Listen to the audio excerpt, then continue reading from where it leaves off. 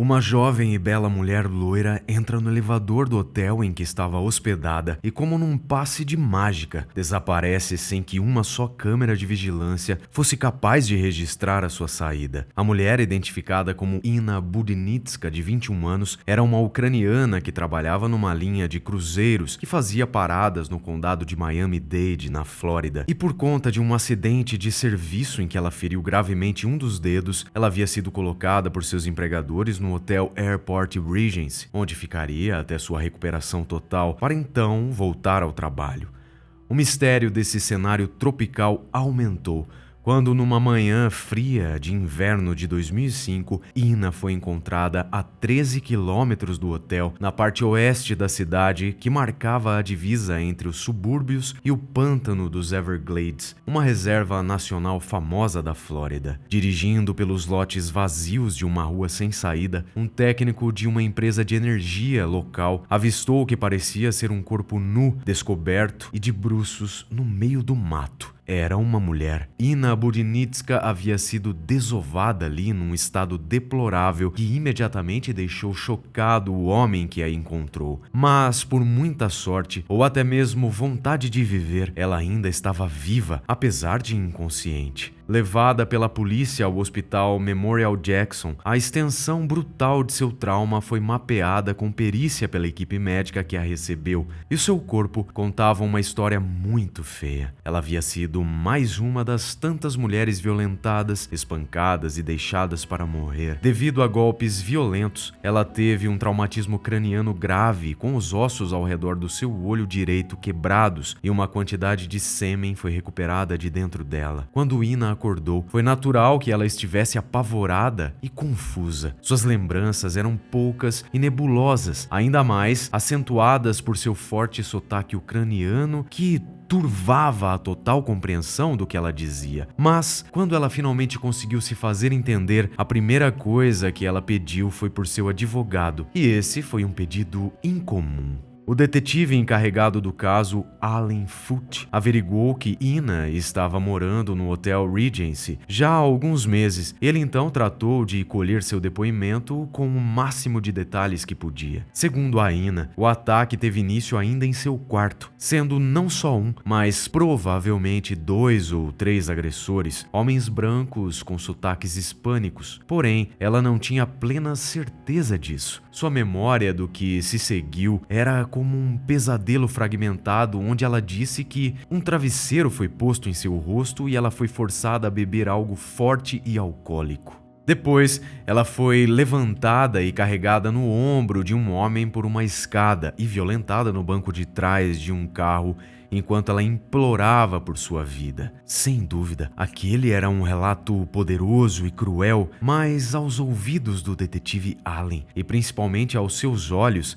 não havia nada sólido o suficiente ou que apresentasse uma vantagem plausível para a investigação. Não demorou para que o advogado de Inna logo entrasse com uma ação alegando negligência por parte do hotel quanto à segurança de sua cliente, o que indicava que estavam indo atrás de bolsos corporativos cheios de dinheiro para pagar uma boa indenização. Mas, com isso, algo de suspeito se levantou no ar. Allen e a polícia passaram a desconfiar que Inna não era a típica vítima de estupro. Será que ela não fazia parte de algum golpe sofisticado e sádico? A começar pelo quarto de Inna, o Hotel Regency foi vasculhado de cima a baixo em busca de provas. Funcionários foram entrevistados e as imagens da manhã do crime de todas as câmeras de vigilância do hotel foram obtidas, também com as listas de convidados sendo revisadas. Com 174 quartos, as idas e vindas dentro do hotel eram tantas que o departamento de polícia de Miami-Dade teria que renunciar a todo o seu serviço em uma área de alta criminalidade para focar sua força somente naquele caso que duraria meses para ser solucionado. era uma carta fora do baralho, e então a unidade de crimes sexuais escanteou o arquivo do caso, deixando mais perguntas do que respostas e pistas claras sobre sua resolução. Foram semanas de trabalho árduo em que Alan Foote acabou se frustrando, e assim a ação movida por Ina e seu advogado foi encaminhada para o Tribunal Civil. Em contrapartida, o hotel se valeu da contratação de um bom escritório de advocacia para se blindar contra o processo,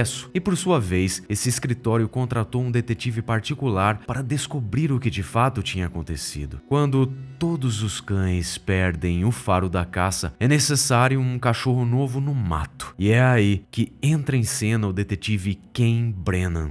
Brennan era natural de Long Island, em Nova York, onde foi policial e trabalhou 8 anos como agente do DEA. Divorciado e pai de filhos já criados, ele era um homem maduro, viril, boa praça e respeitado. Ele deixou a agência em meados dos anos 90 para se tornar um corretor e detetive particular. A intermediação de casos não lhe agradava, mas a investigação, sim, era sua paixão. E nada o chocava naquele mundo de trabalho lascivo tão comum, a esfera dos detetives particulares que pagavam suas contas resolvendo casos domésticos e golpes de seguro. Brennan dispensava esse tipo de serviço a ponto de recusar várias ofertas, e o seu foco era nas empresas e escritórios de advocacia que contratavam detetives para a apuração de fatos relacionados a processos civis, como era o caso do Hotel Regency. Ele tinha uma política de trabalho muito clara que fazia questão de explicar a seus empregadores no momento de sua contratação, que era a seguinte: vou descobrir o que aconteceu, não vou sombrear as coisas para atender o seu cliente, mas vou descobrir qual é a verdade. Para Brennan, ajudar seus clientes a ganhar ações judiciais não era seu objetivo. Ele entrava nessa jogada pelo sabor do mistério. Desde o início, ele soube que não seria um caso fácil, começando pelo fato de ter que trabalhar em parceria com Alan Foote, que não gostou nada de saber que um cara de fora iria bedelhar num caso seu. Aquela típica situação da dupla que não se bica que nos acostumamos a assistir nos filmes policiais. Os dois se conheceram na delegacia de crimes sexuais e logo fizeram um acordo. Brennan iria a fundo no caso de Ina, deixando Alan a par de seus passos, desde que Alan lhe repassasse todas as informações que havia catalogado em suas investigações. Além disso, uma vez resolvido o caso, Brennan deixaria Alan com os créditos da prisão. Com o trato feito, então, Alan compartilhou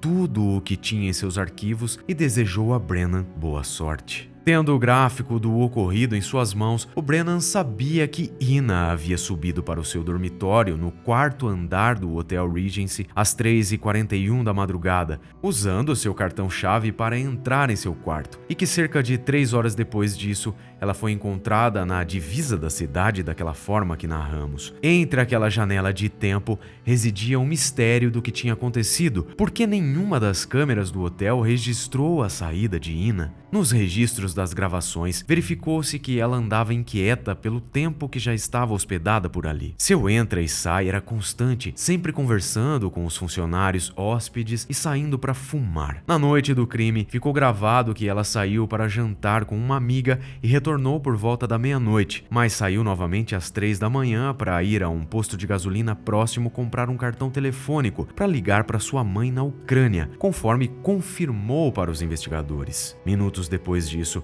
ela retornou e a câmera do saguão a registrou caminhando até o elevador onde ela seria vista pela última vez antes de seu desaparecimento. Porém, nesta imagem, a Ina não estava sozinha. Um homem negro corpulento é visto entrando no elevador logo atrás dela, e a gravação mostra os dois trocando poucas palavras. O relatório policial apontava que Ina entrou em seu quarto 20 minutos depois daquela cena, o que gerou teorias sobre onde ela estaria nesse tempo, mas Ina afirmava que tinha ido direto para o seu quarto. Brennan então descobriu que o relógio da câmera do elevador estava atrasado 20 minutos em relação ao relógio do computador que registrava o monitoramento das câmeras. Então, aquele detalhe inquietante foi resolvido. A janela do quarto de Ina passou então a ser cogitada como uma via por onde ela pudesse ter sido jogada ou baixada, mas isso implicava a ajuda de mais de uma pessoa. Seriam os tais homens a quem ela havia se referido referido? A perícia indicava que Ina não possuía marcas no corpo que pudessem corroborar tal ação, e os arbustos atrás do hotel não haviam sido amassados ou pisoteados para que a empreitada sugerida tivesse sido praticada. Brennan chegou à conclusão de que, ao menos que aquele crime tivesse sido cometido por uma equipe de ilusionistas, a vítima deveria ter descido pelo elevador até o saguão e deixado o hotel pela porta da frente. A questão elementar então era: como? Em seu memorando, o Brennan escreveu a palavra disfarce, seguida de um ponto de interrogação. Estudando os registros de vídeos com afinco, o Brennan eliminou dezenas de suspeitos em potencial, pois ele sabia que, se alguém tivesse saído do hotel antes de Ina entrar em seu quarto e essa possível pessoa não tivesse voltado, tal pessoa não teria como ter atacado Ina. Ele também eliminou aqueles que tinham entrado no hotel e não saíram mais, juntamente com aqueles que saíram sem mala ou levando somente uma bolsa. E vocês logo vão entender.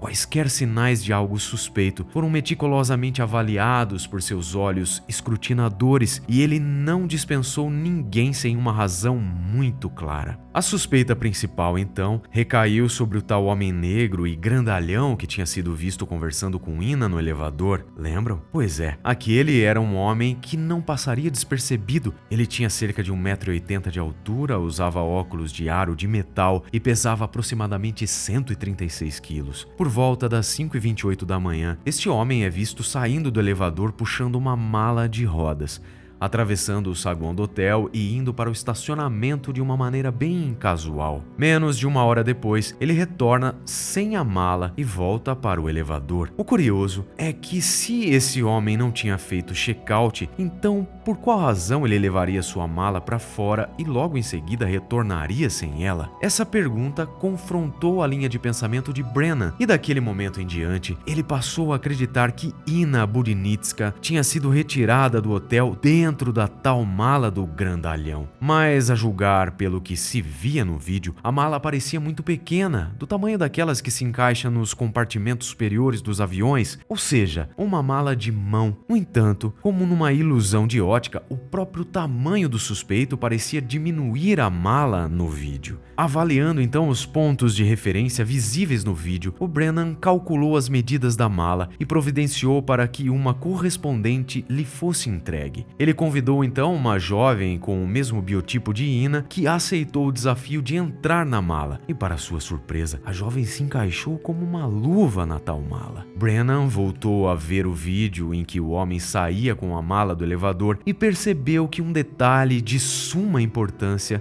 não tinha sido notado por ele à primeira vista. Na saída do elevador, as rodas da mala ficaram meio que presas no trilho da porta e o homem grandalhão teve que dar um puxão para que a mala se soltasse. Foi só um pequeno puxão, mas um puxão que revelava que a mala era pesada, e foi o que bastou para que Brennan se certificasse de algo elementar. Era ele.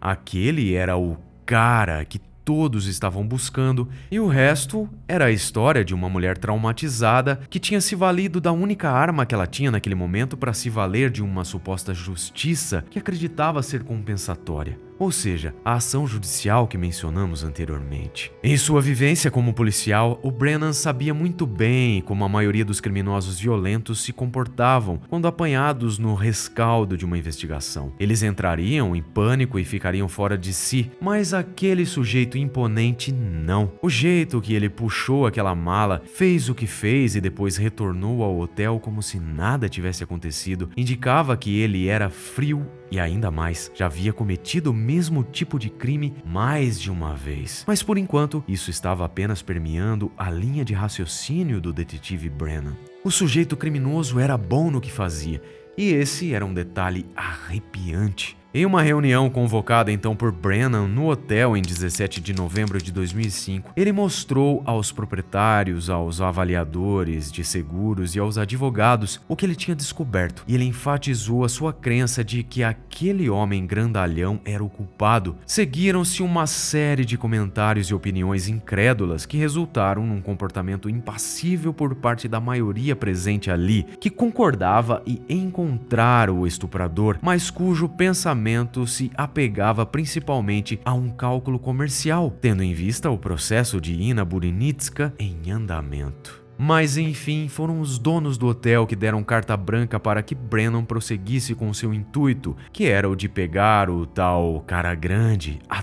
todo custo. Os registros do hotel de nada serviram para Brennan, então ele voltou ao que as imagens das câmeras podiam lhe falar. No passo a passo do suspeito pelo interior do hotel, um outro homem negro foi filmado mais de uma vez conversando com ele. Esse outro homem usava uma camiseta com as palavras Mercury na frente e Verado na parte de trás, além de usar um crachá, o que poderia indicar que ele fazia parte de uma empresa. Usando então o Google, Brennan descobriu que Verado era o nome de um novo motor de popa feito pela Mercury Marine, uma fabricante de motores para barcos, e que tinha acontecido um grande show de barcos em Miami em fevereiro daquele ano, quando o crime contra a Ina tinha acontecido. Era bem provável então que o homem da camiseta tivesse trabalhado nesse evento e, por tabela, por que não, seu amigo, o tal grandalhão.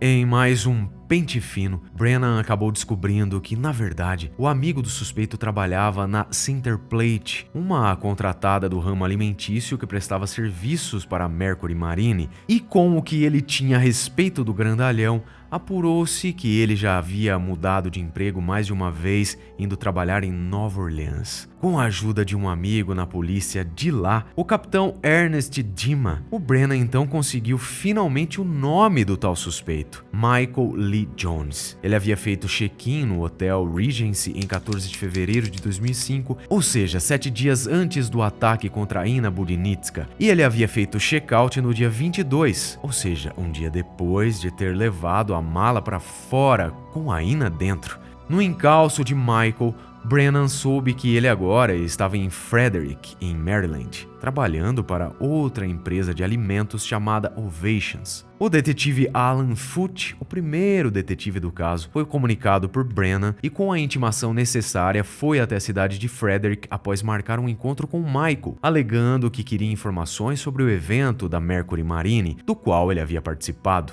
Michael Lee Jones o recebeu no Harry Grove Stadium, onde ele cuidava do departamento de alimentação, sendo um rapaz simpático e solícito, bem querido por quem o conhecia. Allen o interrogou sobre seus hábitos enquanto esteve no Hotel Regency e se ele sabia de algo sobre a Ina Budinitska, ao que Michael respondeu categoricamente que não. O detetive Allen então pôs o suspeito em xeque, pedindo por uma coleta de seu DNA, e para a surpresa de Allen, o Michael concedeu uma amostra de DNA da sua boca. O ceticismo de Allen o fez desacreditar na culpa do principal suspeito e ele devolveu a bola então para Brennan, que voou até Frederick e passou 3 dias ouvindo as negativas de Michael, mas alguns meses depois, o resultado do DNA saiu e Allen foi forçado a dar o crédito a Brennan. Ele estava certo o tempo todo e o DNA de Michael era compatível. Após 11 meses no caso, Brennan teve a satisfação de ver aquele homem ser preso,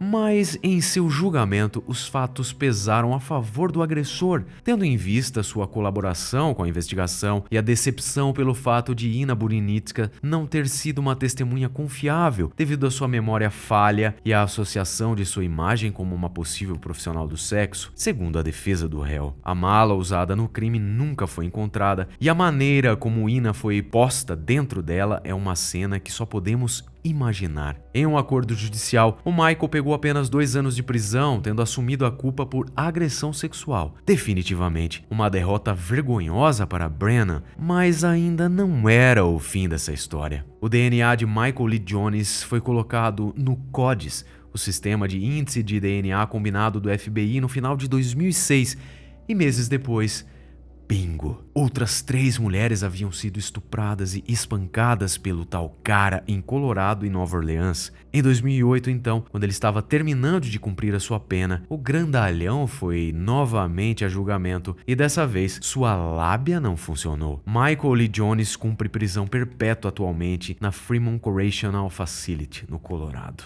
Ina Budinitska ganhou $300 mil de seu processo contra o Hotel Regency e a empresa de segurança do local. E o Ken Brennan continua sendo um detetive orgulhoso de ter resolvido o caso da loira desaparecida. No entanto, para ele, os fatos que levaram à queda de Michael Lee Jones são apenas a ponta do iceberg. Brennan previu que assim que outras jurisdições começassem a vasculhar seus arquivos de DNA, nos casos em que Michael estava implicado, mais do mesmo passaria a surgir. E como de praxe, ele estava certo. Muito obrigado por sua companhia, espero vê-los no próximo episódio.